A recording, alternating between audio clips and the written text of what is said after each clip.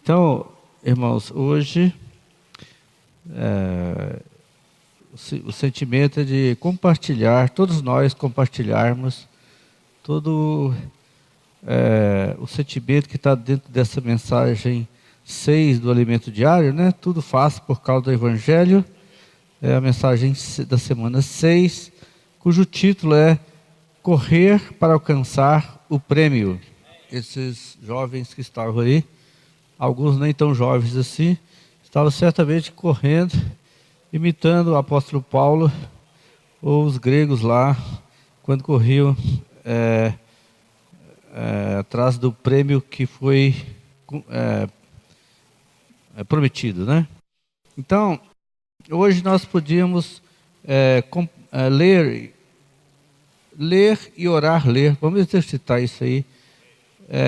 Primeiro, o livro de 1 Coríntios, capítulo 9, versículos 24 até 27. Depois de pé, a gente podia levantar e orar, ler cada um desses 3 versículos. Vamos começar então. Não sabeis vós que os que correm no estádio, todos na verdade correm, mas um só leva o prêmio? Correi de tal maneira que o alcanceis. Todo atleta em tudo se domina, aqueles para alcançar uma coroa corruptível, nós, porém, a incorruptível. Sim, também eu, não sem meta, assim luto, não como desferindo golpes no ar, mas esmurro o meu corpo e o reduzo à escravidão, para que, tendo pregado a outros, não venha eu mesmo a ser desqualificado. Então vamos ficar de pé. Vamos ficar de pé e vamos orar, ler esses 3 versículos aí, tá? Então, através desses 3 ou 4 versículos, nós podemos perceber que a questão da nossa vida pessoal está inserida desse contexto aqui. Quando nós cremos no Senhor, nós iniciamos uma corrida, né? Uma corrida, e essa corrida vai até o fim dos nossos dias nessa terra. Se nós percebermos, aqui fala que não sabeis, a gente sabe, né? Que os que correm nos estádios, então, esse é o atleta desse tempo, dessa era, e correm, mas todos correm, mas um só leva o prêmio. Nos Jogos Olímpicos da Grécia, nas diversas cidades gregas onde se ocorriam, quer dizer, inicialmente os Jogos Olímpicos eram na cidade de Olímpia, mas depois espalhou por toda a Grécia. Então aqueles corredores, um só levava o prêmio, a coroa de flores. Mas graças ao Senhor, entre nós, nessa corrida como que celestial, ainda que nessa terra, o Senhor leva todos nós a fazer essa corrida, mas o prêmio é um prêmio coletivo. E o vencedor também é coletivo. Então, e na verdade o Senhor deseja que nós corramos toda a nossa vida, coletivamente, todos nós corramos, e todos nós recebamos um prêmio. É tremendo isso aí. O Senhor, de antemão, não desqualifica, não nos desqualifica. De antemão, nós não somos assim, como que desiguais. O Senhor ganhou o nosso coração e Ele mesmo está em nós, e a vida dele foi inserida em nós. Então o mesmo Senhor é para com todos nós. Por isso Ele deseja que nós todos sejamos um, e também todos nós levemos o prêmio da vitória. E a nossa corrida em direção a esse prêmio, ela sempre tem uma meta. E essa meta não é uma meta a ser alcançada de uma forma desigual, desordenada, como que um atleta desferindo golpes no ar. Não, é algo uma meta bem definida, e essa meta, e a gente sabe agora que essa meta é visando esse prêmio, e agora nos últimos tempos o Senhor tem sido mais claro para conosco, e esse prêmio é o reino. É sermos galardoados com esse prêmio, receber esse galardão, que é o prêmio, mas visando o que mesmo? O reino. Até não muito tempo atrás, claro que estava na palavra, o galardão, esse prêmio, tudo estava aqui, mas ele foi desvendado para nós, não muito tempo atrás, mostrando que a nossa meta na nossa vida e na vida da igreja é recebermos o prêmio e coletivamente, e esse prêmio é o reino. 1000 anos reinando com o Senhor. 1000 anos reinando com o Senhor. Imagina todos nós aqui, 1000 anos reinando com o Senhor, e cada dia a gente se vê num ao outro em alegria, porque nós estaremos numa atmosfera celestial e reinando com o Senhor. Certamente não há nada tão tremendo como isso. Só que essa corrida, ela implica em algum esforço para nós. Nós também temos que desempenhar um papel. Nenhum corredor dos tempos gregos, eles corriam, os atletas ali, nenhum corria. Se é um esforço maior, não fazia sentido. Todos treinavam, e naquele dia eles imprimiam uma força ainda maior para então vencer aquela corrida e receber o prêmio.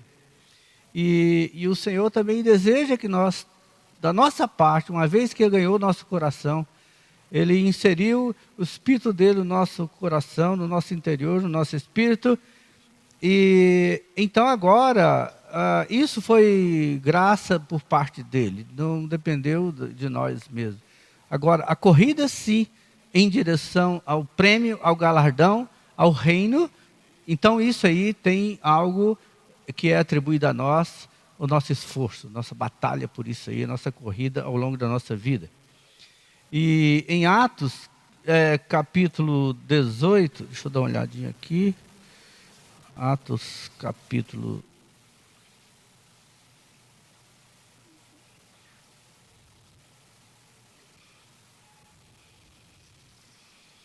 18, versículos 9 e 10, diz assim: Teve Paulo, durante a noite, uma visão em que o Senhor lhe disse: Não temas, pelo contrário, fala e não te cales, porquanto eu estou contigo, e ninguém ousará fazer-te mal, pois tenho muito povo nessa cidade. Nesse momento, nós estamos em Brasília, vivemos aqui. Todos os irmãos que estão sendo treinados no CEAP estão vivendo aqui. Todos os irmãos que estão aqui, nós nesse momento estamos reunindo a igreja. Então, somos como Paulo. Ninguém ousará fazer-nos mal. Nós somos um povo nessa cidade. Ok. Mas aqui fala assim, na verdade: tenho muito povo nessa cidade. Então, vamos considerar a Asa Sul, Asa Norte e Redondezas aqui, onde nós vivemos. Tem muito povo nessa cidade. Sei lá quantos, 800 mil pessoas, por aí. Muito povo. Mas quantos estão nessa corrida? O Senhor ganhou muitos já, mas não muitos estão nessa corrida. Por outro lado, tem muito povo que nem sequer recebeu o Evangelho. Nem sequer recebeu o Evangelho da graça. Então o Senhor deseja que não só nós corramos em direção ao prêmio, mas correr em direção ao prêmio implica nesse esforço, implica em nós percebermos que nessa cidade tem muito povo. E Deus se preocupa com esse muito povo que ainda não recebeu a salvação. E Ele deseja, você e eu que já temos corrido há algum tempo, que nós recebemos o Evangelho da Graça dentro de nós, e o Senhor tem nos chamado a essa corrida coletiva, que é viver a vida da igreja, e o viver da igreja, o viver da vida da igreja implica em sermos pregadores do Evangelho, disseminador da palavra de Deus, fazer com que essa palavra ganhe muito desse povo dessa cidade, muito povo da cidade. Então, o Senhor deseja que tenhamos essa percepção. No passado, jovens do SEAP, jovens entre nós, e mesmo todos nós, a percepção era, olha, então, o SEAP, Centro de Aperfeiçoamento para a Pregação do Evangelho, era apenas a pregação do Evangelho, apenas o aperfeiçoamento, mas hoje o Senhor deseja que vocês e todos nós, além de sermos aperfeiçoados, nós precisamos de pregar o Evangelho, e ainda todos nós aqui precisamos de aprender a sermos também líderes de acordo com a vontade de Deus. Todos nós precisamos aprender a sermos líderes. Por quê? Porque todos aqueles que estarão à nossa volta, nós poderemos então liderá-los em pregar o Evangelho e levar a palavra de Deus a esse muito povo dessa cidade.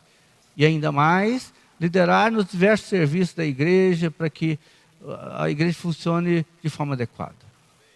Então, isso o Senhor deseja fazer com que todos nós sejamos tais pessoas. Mas, fundamentalmente, irmãos, o Senhor deseja que nós preguemos o Evangelho. Eventualmente, muitos de nós, e posso eu também estar incluído aí, falamos em pregar o Evangelho, mas nem sempre nós praticamos como o Senhor nos ensina e o Senhor nos recomenda. E então o Senhor diz assim: para fazer discípulos, vá para fazer discípulos. Então vamos ler alguns versículos aqui.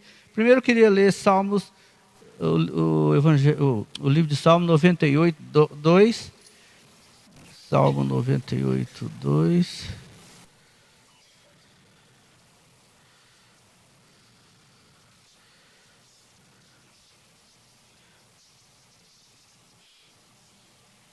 Diz assim: o Senhor fez notória a sua salvação, manifestou a sua justiça perante os olhos das nações. Olha aqui, o Senhor fez notória, a sua Bíblia, a tradução é a mesma? Fez notória? O Senhor fez notória a sua salvação. Olha só, notória é notável, muito bem manifesta. Então o Senhor fez notória a sua salvação, para que todas as pessoas percebam que você foi salvo. Olha só. Não é aquele evangelho em que a gente ganhou a salvação, mas ficamos envergonhados dele. Ou ficamos como que inertes, amortecidos. Mas o Senhor fez notória a nossa salvação, para que todas as pessoas vejam, e, portanto, haja uma abertura para pregar o Evangelho. Por causa da sua salvação, já tudo foi começado. E ela é tão notável que você pode levar tranquilamente a palavra às pessoas. E mais ainda, que Ele manifestou a sua justiça perante os olhos das nações. Tremendo, né? Aqui, tem irmãos de diferentes origens, diferentes países. Até temos 2 visitantes mais aqui, que nos visitam, irmãos nossos que vieram de outro continente e falam outra língua, mas e outros irmãos aqui dos países da América do Sul que nos visitam, eles também, neles também foi manifesta a sua justiça perante os olhos das nações. Lá no Congo, na Colômbia, onde quer que de onde você proveio, nós aqui nessa cidade, o Senhor manifestou a sua justiça perante os olhos das nações. Tremendo isso aqui. Por isso que Paulo fala em algum momento que ele veio, Paulo, o evangelista, Paulo, o apóstolo, ele veio para quê? Pregar a quem? Aos gentios. Aos gentios é o povo incrédulo em geral, não judeu, mas também perante reis. Então, essa palavra aqui, ela está dentro desse contexto, desse versículo de Salmos. Frente às nações, o povo dessas nações e os seus líderes, cada um de nós podemos, então, falar a essas pessoas. E nós podemos, então, ser visibilizado pelas nações. É tremendo isso aí. Muitas vezes a gente pensa, eu sou tão simples, eu sou tão inexpressivo, mas não, Deus fez a sua salvação notável, notória, cheia de conteúdo, e você, pela justiça de Deus infundida em você, você pode e deve ter essa justiça manifesta às nações. É tremendo. Nós precisamos de tocar nesse ponto tão relevante e sabemos que Deus nos fez tais pessoas. Você e eu poderiam ser simples antes, mas agora nós temos um diferencial frente às nações tremendo, que foi a nossa salvação que Deus colocou em nós, notória. E nós podemos ser esses que expressam a justiça de Deus e esses que manifestam a justiça de Deus perante os olhos das nações. Tremendo isso aqui. Por isso, baseado em Salmos e baseados em Mateus 28, 19, que nós podemos ler agora, nós vamos ver que o Senhor realmente nos deu esse poder, essa condição notável de pessoas que podemos expressá-lo e manifestar aos olhos das nações a justiça que Deus havia implantado em nós. Em Mateus 28, 19a, diz assim, 19a, ide, portanto, fazei discípulos de todas as nações. Parece que o Senhor estava aqui citando salmos que nós acabamos de ler. Ali, o princípio dessa palavra está em Salmos.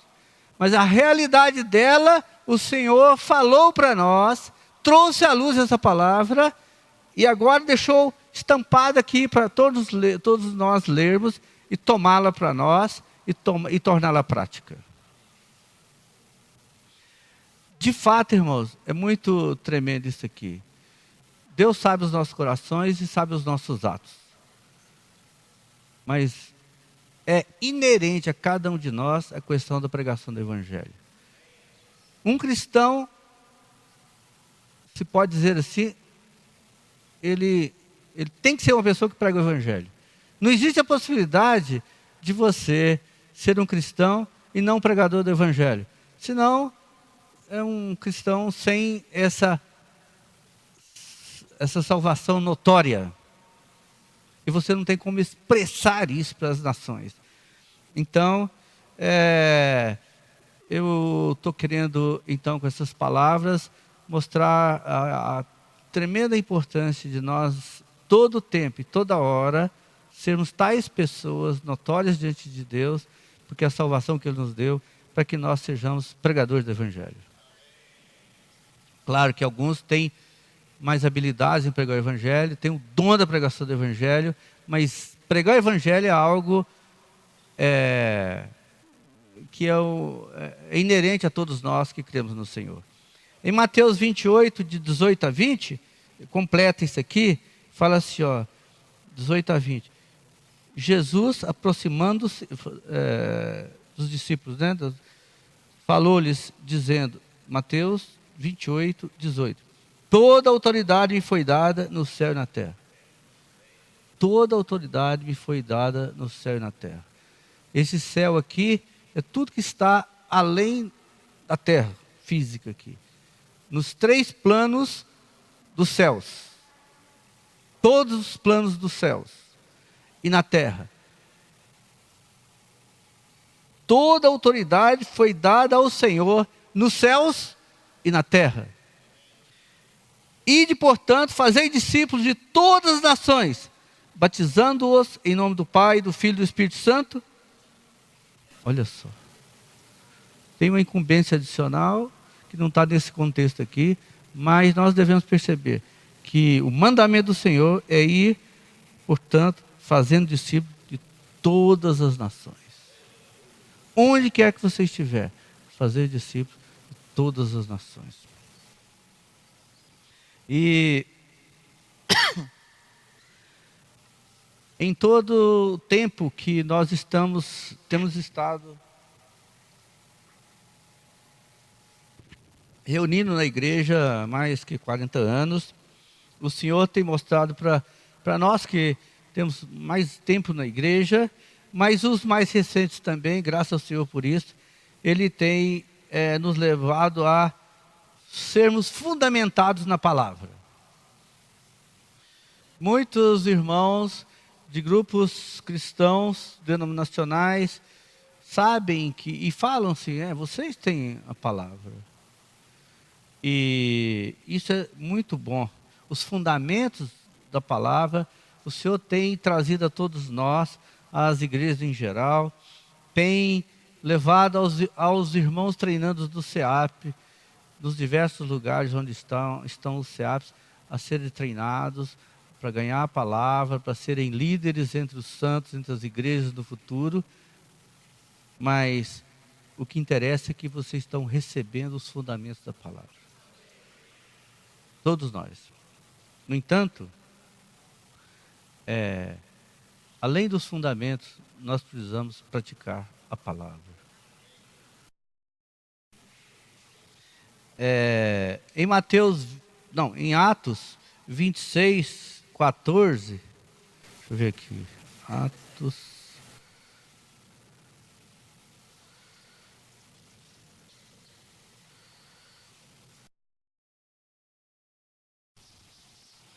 Atos 26, 14, diz assim, e caindo todos nós por terra, 14b, né? Essa primeira parte não precisa, mas... então, caindo por terra, que me falava em língua hebraica, Saulo, Saulo, por que me persegues? Dura coisa é recalcitrares contra os aguilhões. E agora hoje é que eu entendi o que significa essa expressão aqui, recalcitrar contra os grilhões. Hã? Aguilhões. O que é isso mesmo, hein, irmão? Hã? Pois é. Eu também não sabia até hoje. Recalcitrar contra os aguilhões. É como que dar um coice contra aquele que espeta você, o boi, né? Espeta você para você ficar esperto. E o boi é uma vara de ferrão, é chamado assim no campo, né? O boi lerdo ali que não quer fazer o trabalho que o dono quer que ele faça. Então o dono nessa hora espeta uma vara felpuda dele e ele tem que se virar e ele dá um coice porque não está suportando aquilo ali. Da mesma forma, pode acontecer conosco. O Senhor, olha, vai pregar o evangelho, aí você dá um coice daquela palavra porque está difícil, você não quer fazer aquilo ali. E quantos de nós, em algum momento, podemos fazer assim, né? O Senhor faz com que nós nos aborreçamos com ele, estrilhemos, mas por fim o boi vai, e a gente também vai. Oh, Senhor Jesus. E o capítulo Atos 26, 16, também diz assim, 16, mas levanta-te, então aquilo era relacionado à salvação do apóstolo Paulo, mas na mesma experiência dele, fala assim, levanta-te e firma-te sobre os teus pés, porque por isso te apareci, para te constituir ministro e testemunha, tanto das coisas em que me viste, quanto daquelas pelas quais te aparecerei ainda. Olha só, lá atrás, muitos de nós somos como Paulo ali, que deu uma estrelada contra aquela felpa ferpa, né? A ferpa que o Senhor imprimiu nele. Mas logo a seguir, 2 versículos depois, o Senhor diz assim, olha, levanta-te, firma-te, tremendo, né? Porque nós também podemos estar meio que sentados, deitados, e tal como a experiência de Paulo, nós também devemos nos levantar, nos firmar, e firmar sobre os nossos pés, ficarmos. Qual é a maneira? Você anda de 4 ou meio que uma perna só? Não, nós andamos de pé e firme sobre os nossos pés, porque isso nos dá diligência, dá firmeza para a gente caminhar e rápido. Andar de 4 você não chega, vai demorar muito, então fiquemos firmes sobre os nossos pés, porque para isso o Senhor para isso Ele nos apareceu um dia. Na forma que Ele nos apareceu, um dia Ele apareceu para nós, para nos constituir ministro e testemunha. Paulo, ele falou assim, ele recebeu do próprio Senhor essa revelação, que ele foi constituído ministro, também testemunha. Mas nós ultimamente não temos ouvido falar que nós também somos ministros? Nós somos ministros da nova aliança, você lembrou bem. O Senhor tem falado para nós, vós também sois ministros. Tremendo, irmão. Nossa impressão anterior qual era? Mesmo que tivesse escrito na Bíblia, o apóstolo Paulo, ministro, ou o reverendo, ou o ministro da palavra. Mas não, você e eu agora somos ministros, aos olhos de Deus. Ministro da nova aliança. E testemunha. Pá, isso é demais. Somos ministros e testemunhas de Deus nessa terra. Por isso que ele falou lá em Salmos, né? A sua salvação é notória. E a sua justiça está perante os olhos das nações. Então você é testemunha dele, até mesmo perante os olhos das nações. E ministro da palavra. O que será que é mesmo a palavra ministro, hein? Puxa.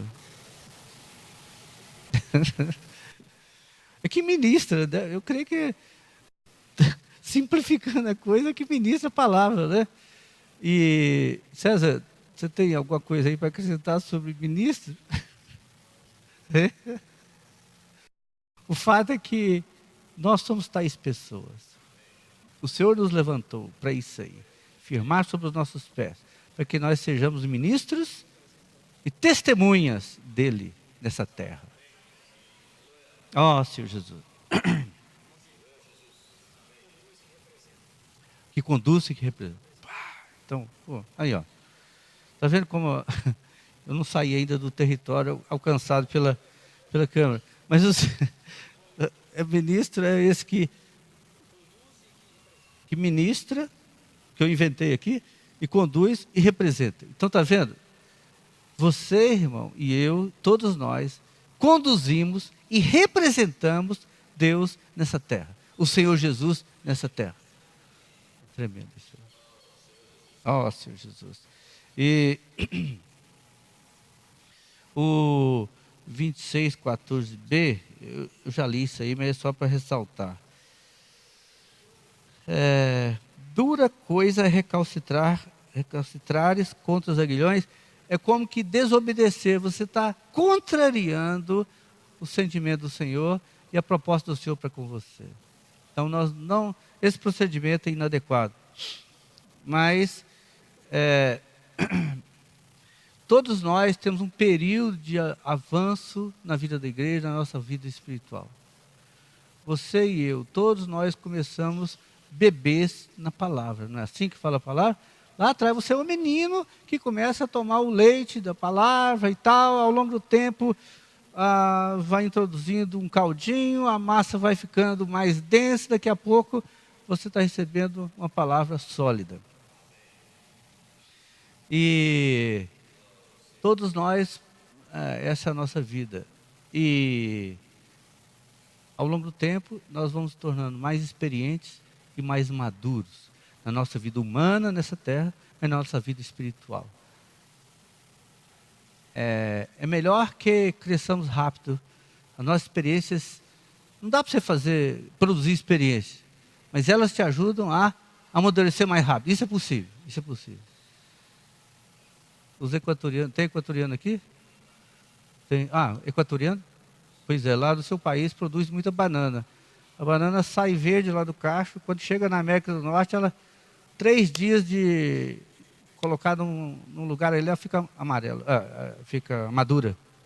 Então, há como apressar a experiência de maturidade. Em nós, há como apressar também. Há como apressar. Então, o Senhor deseja que nós sejamos assim. O apóstolo Paulo, lá no começo da experiência apostólica dele, e isso é notável para nós, porque ele é uma pessoa em que nós podemos mirar.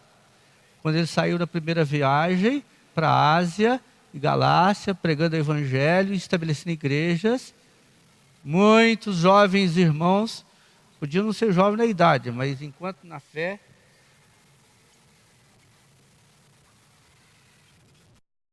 eram jovens irmãos. Quando ele voltou, voltou e ia de volta para Jerusalém, para Antioquia, ele foi passando aquelas cidades e estabelecendo, quem mesmo? Presbíteros, diáconos. Mais tarde, ele percebeu que com o estabelecimento de neófitos na responsabilidade da vida da igreja, acaba sendo um problema. É tanto que mais tarde ele falou, o que ele falou para Timóteo? Em 1 Timóteo capítulo 3, não dá para ler tudo, ele fez uma lista de protocolos, vamos dizer assim, para estabelecer presbítero e diácono na igreja. Ele falou isso para Timóteo. Quem quiser, depois leia 1 Timóteo capítulo 3. Isso é muito importante, viu, Adriano? Muito importante. Nós falamos sobre isso poucos dias atrás. Não, nesse aspecto, você não pode traspassar o crescimento de vida que Deus lhe deu e almejar passos mais amplos do que aquela comissão que Deus te deu pela maturidade de vida até aquele momento. Não pode. Do contrário, é problema. Então, nós devemos reconhecer que o viver na igreja produz líderes, como estão produzindo todos nós aqui. Mas cada um a seu tempo. E os líderes são para quê? Para liderar grupos de serviço, liderar a igreja, liderar a CIL, liderar a obra. E nada pode ser apressado indevidamente. Por isso que lá na frente, Paulo, já mais maduro e experiente, ele fez uma reflexão e ele então disse, olha, Timóteo, cuidado, para você estabelecer presbíteros e diáconos na igreja, precisa dessas tais coisas aqui relacionadas. Então, para muitos jovens aqui, treinando no CEAP, outros jovens entre nós, devem saber que Deus tem a sua maneira de fazer as coisas. Vocês estavam aqui, muito fortes, alegres, rodando por aqui, tomando hinos, Estão aprendendo, isso é muito bom, mas quando o Senhor os comissionar lá na frente, como líderes nos seus grupos, nas suas igrejas, devem perceber que esse é um assunto muito sério. E para galgar graus de comprometimento e responsabilidade na igreja, nos grupos de serviço, onde quer que seja, você tem que estar experiente devidamente e maduro devidamente.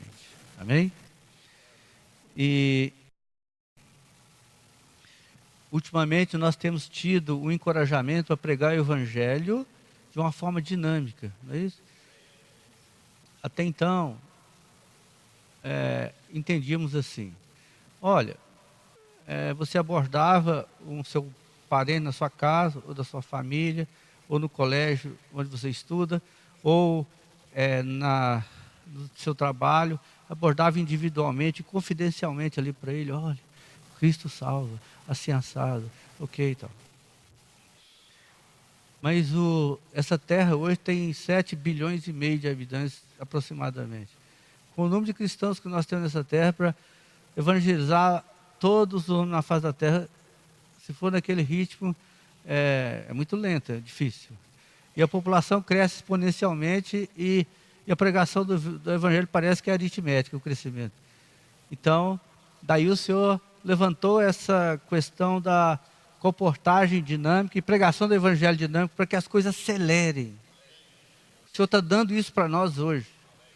Eu mesmo estou lerdo nessa questão, mas o Senhor está apresentando para nós.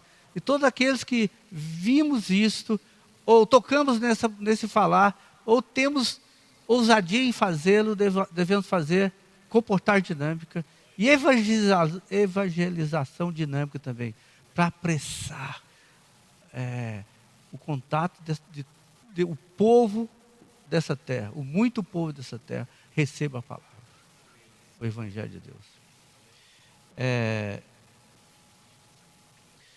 Geralmente, quando se fala em líderes, puxa, os irmãos, não sei o quê. Mas agora, recentemente também, nós estamos sendo encorajados a também encorajar as irmãs a servirem de forma mais forte. Todas as irmãs. Irmãs, não para dar a linha da palavra, a palavra profética, mas todos os outros serviços a gente tem visto agora com mais clareza, todos os outros serviços, eles são também abertos às irmãs. E o encorajamento hoje é de que as irmãs também devem, cada vez mais, atender o chamado do Senhor e começarem a ter comunhão entre elas mesmas, porque ali o Senhor vai abrindo os seus corações, vão trazendo mais luz para vocês e levando-as a servir. Na comunhão, para oração, para serviços, então vão surgindo também entre aquelas irmãs, entre as irmãs líderes. Não tem como, em nenhum lugar, mesmo entre o povo de Deus, não tem como seguir líderes da mesma estatura sempre. Não. Na vida da igreja tem liderança, sim. E entre as irmãs vão surgir irmãs líderes nos diversos serviços. E essas irmãs líderes vão liderar as demais para fazer o melhor, servir melhor. É tremendo isso aqui. Até então eu não tinha muito essa percepção. Mas agora todos nós estamos sendo levados a perceber. Já começou um tempo, só que a gente não tinha essa clareza. Por exemplo, nós já estamos no 7º ou 8º encontro das mulheres. É quantos? 6º encontro das mulheres. 6º encontro das mulheres. Tem quantos anos? Uns 6 anos, por aí. Então, as coisas já vinham brotando e a gente, sem saber bem, agora não, agora está mais claro. Encontro das mulheres, eu vejo por aí, grupos de oração das irmãs, assim, assado, quer dizer, as irmãs começam a se mexer e servir mais. Tudo é lícito.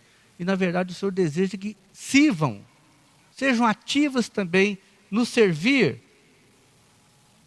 Porque as irmãs, elas têm um papel especial. Tem coisas que os irmãos não dá para eles fazerem. E eles nem têm habilidade assim também para fazer tão bem como elas, como vocês, irmãs. Paulo deixou muito claro. Algumas irmãs serviam tremendamente. Tem uns nomes gregos que a gente sabe que nos nossos ouvidos parece muito estranho. Tinha algumas irmãs como Evódia. Aí você vai lá, né? Sintique, já meio esquisito. Trifena e Trifosa nos soa muito esquisito. Mas eram irmãs que serviam muito na época do apóstolo Paulo. E ele deixou registrado isso. Ele deixou registrado que essas irmãs tinham um serviço especial nas igrejas onde elas serviam e eventualmente, extra-igreja.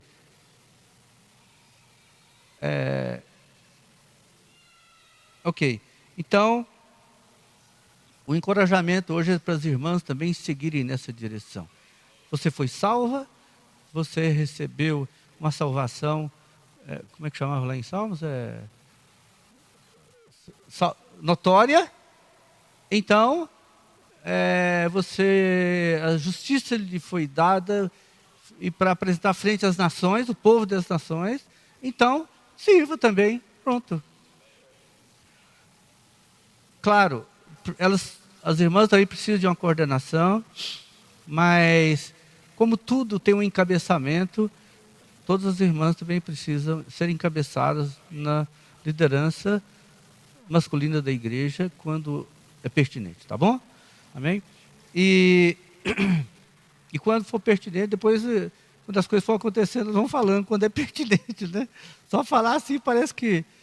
Mas uma restrição apenas importante. A direção, a palavra profética, essa não é dada às irmãs.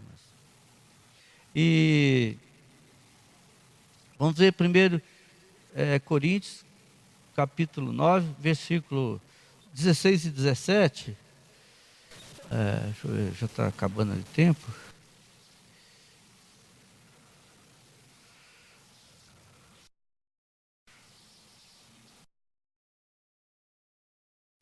Esse capítulo 9 é tremendo, tremendo. E é uma pena que não dá para lê-lo todo, mas vamos ver versículos, então, 16 e 17, diz assim: se anuncio o evangelho, se anuncio o evangelho, não tenho de que me gloriar, pois sobre mim pesa esta obrigação, porque ai de mim se não pregar o evangelho. Então veja só, irmãos, que coisa tremenda. Anunciar o evangelho não nos permite nos gloriar. É uma atribuição nossa. Eu preguei e fiz tantos, e tenho tantos filhos espirituais, eu não sei a palavra. Não, isso é uma obrigação. E não cabe orgulhar disso. Se não o fizer, é que motivo de arrependimento. E versículo seguinte: se o faço de livre vontade, tenho galardão. Se faço de livre vontade, tenho galardão. Onde está mesmo? Mas se constrangido, é então a responsabilidade de dispenseiro que me está confiada. Ontem, esses dias, fui falado sobre esse constrangimento. Não é o cara ser constrangido a fazer. Como é que foi falado mesmo?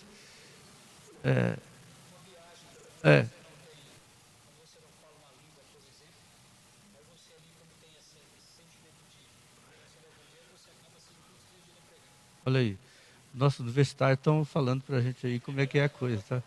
Então, é assim, estava fazendo uma viagem, eu, por exemplo, não falo francês e for no país daqueles irmãos que estão ali, vou me sentir enrolado, mas eu tenho que dar um jeito de falar para pregar o evangelho. Como?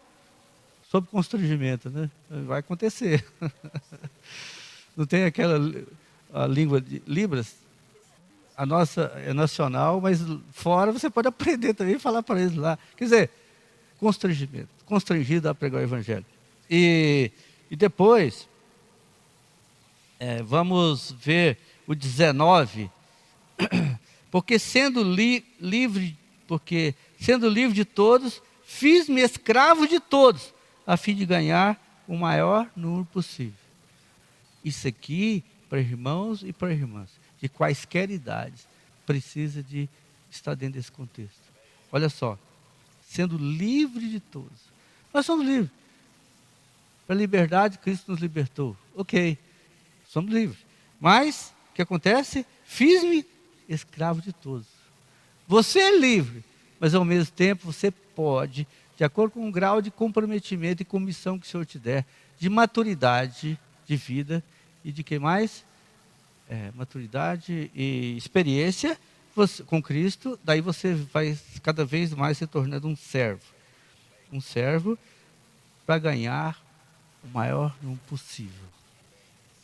E versículo 22 diz assim: fiz-me fraco para com os fracos, com o fim de ganhar os fracos. Fiz-me tudo para com todos. Tudo. Nós fizemos tudo já? Sim. Às vezes a gente fica, fiz de tudo. Principalmente os jovens que cantaram aqui em torno aqui. Você já fez de tudo? Se você falar que fez, eu vou me alegrar, mas eu... Senhor Jesus. Então, cadê mesmo? Versículo 22, né? Então, com o fim de, por todos os modos, salvar alguns. Tudo faz por causa do Evangelho, com o fim de me tornar cooperador com Ele. Cooperador com quem? Com o Evangelho. Isso aqui é um ponto a ser trazido tremendo para conosco. Nós precisamos ser cooperadores do Evangelho. Olha só. O Evangelho parece que é algo vivo, né? Parece não, é algo vivo. É uma pessoa viva. Algo celestial. E nós podemos ser cooperadores desse Evangelho. Podemos não, devemos ser cooperadores do Evangelho. Porque esse Evangelho hoje aqui se tornará... Não, o Evangelho já aqui falado, é o Evangelho do Reino, mas vai se concretizar quando o Reino vier. E aí nós vamos correinar. É toda uma coisa em crescendo.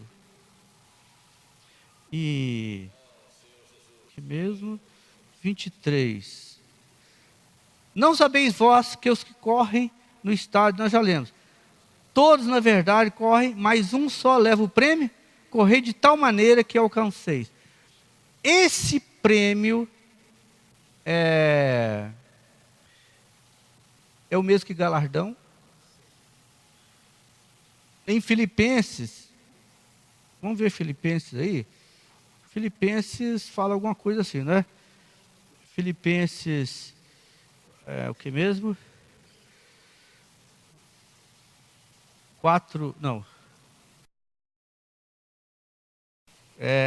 3, de 13 a 14. Filipenses 3, de 13 a 14. Fala assim: irmãos, quanto a mim, não julgo ao vê-lo alcançado, mas uma coisa faço, esquecendo-me das coisas que para trás ficam, e avançando para que estão diante de mim estão, prossigo para o alvo, para o prêmio da soberana vocação de Deus em Cristo Jesus. Olha só, tem um prêmio, tem um alvo, tem um galardão. E isso é lícito para todos nós almejarmos isso aí. E Deus deseja, na verdade, que corramos atrás desse prêmio, desse galardão, do Evangelho do Reino e do Reino vindouro. Então, ok.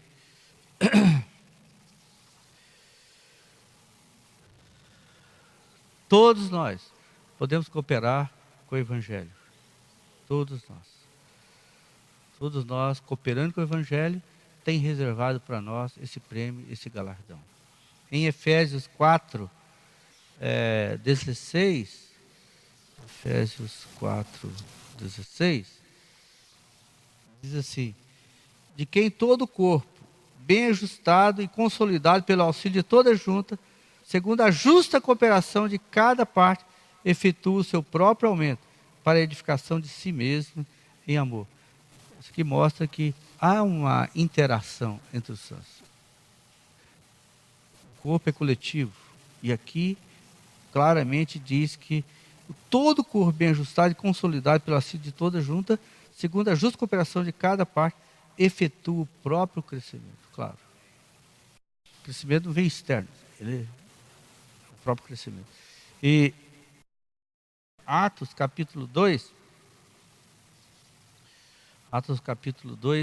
versículo 42 até 47, fala de uma coisa tremenda que é a expressão clássica da vida da igreja, já vivida pelos irmãos lá em Jerusalém. Isso aqui já de muito conhecido por todos nós, mas eu sinto que, inserido dentro desse contexto, nós precisamos de ver como era o viver da vida da igreja em Jerusalém, portanto, os primórdios da vida da igreja ao longo do tempo. 42 até 47 diz assim, olha, e perseveravam na doutrina dos apóstolos e na comunhão, no partir do pão e nas orações. 4 itens tremendos. Primeiro, na doutrina dos apóstolos e na comunhão. No partir do pão e nas orações. Portanto, isso aqui são itens primordiais. Eles foram citados assim, dado ênfase a eles, por causa do viver da vida da igreja em Jerusalém, como modelo de vida da igreja, das igrejas futuras.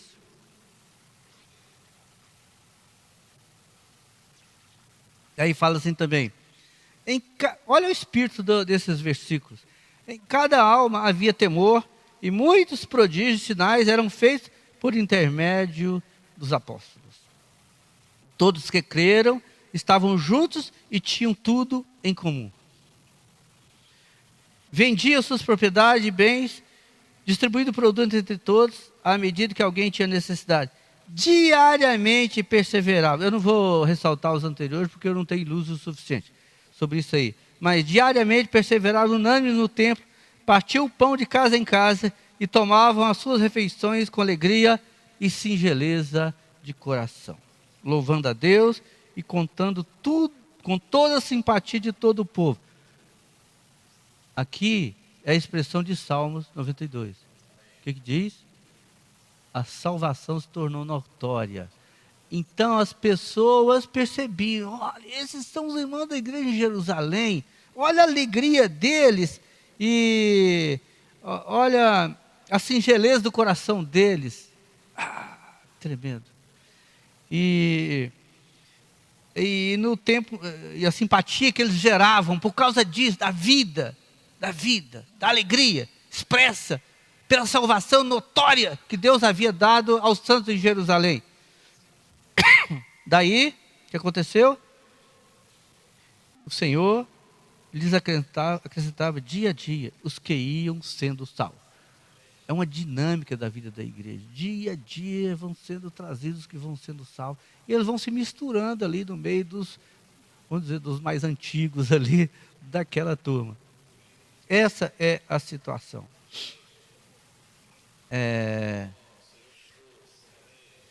Oh, Senhor Jesus. Acho que não há mais tempo, mas eu queria ainda ler Mateus 5,12. Deixa eu ver aqui.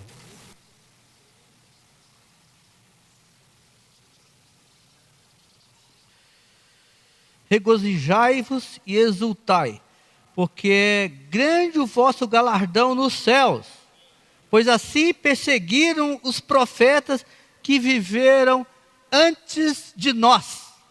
Olha só. Tomemos isso para nós, irmãos. Tomemos essa palavra para nós.